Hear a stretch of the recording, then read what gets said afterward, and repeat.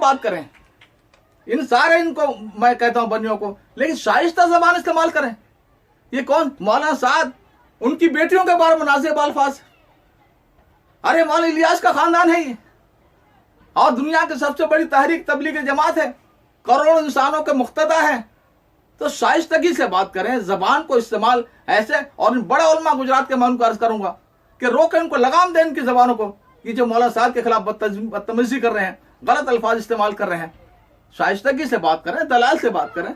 क्या दलाल है आपके पास?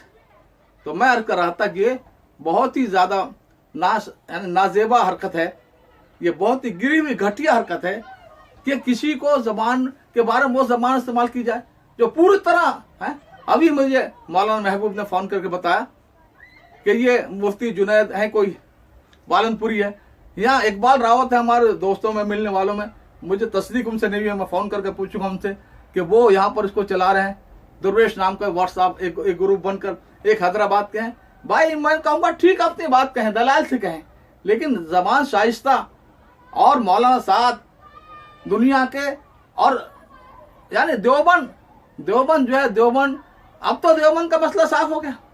कह दिया इन लोगों ने कि भाई हमारा कोई इख्तलाफ नहीं है, वो तबलीग का काम कर रहे हैं, हम तालीम का काम कर रहे हैं, हम एक हैं, एक दूसरे का माविन है। अभी देवबंद की जमातें 10वें रमजान के मौके पर निकल कर आई, मौलाना साहब से हिदायत ली। और साउथ अफ्रीका में आपने व्हाट्सएप पर पढ़ा होगा, ये फारूक जो अपने आप प्रोफेसर कहलाता है, प्रोफेसर नहीं है, ग्रेजुएट है ये, उनने बदतमीजी जमातों को निकाला।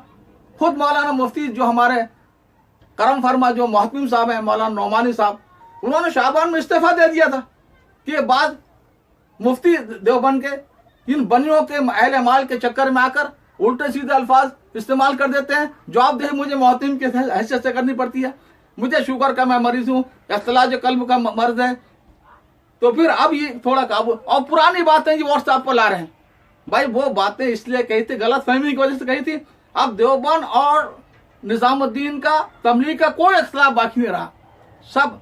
और मौलाना तकी उस्मानी कह चुके हैं कि अगर जैद ये कह दे मैंने रुजू कर लिया, और अमर कहेगा मुझे इत्मीनान नहीं है रुजू पर, तो इसके नस की शरारत है, नस की खबासत है। उसका नस जो है वो चोर है, गलत ये है कि एक मुसलमान के बाद रुजू करने के बाद कहते मुझे इत्मीनान नहीं है। ये हरकत कर रहे हैं सारे बनिए। ये तो मैं कर रहा था कि इस वक्त में जरूरत है आपस में जोड़ने की, एक करने की। और ये जो इन्होंने एक मुतवाजी मरकज बनाने शुरू किया, सब जगह अल्लाह ने फेल कर दिया, और हिंदुस्तान के हर शहर में फेल कर दिया।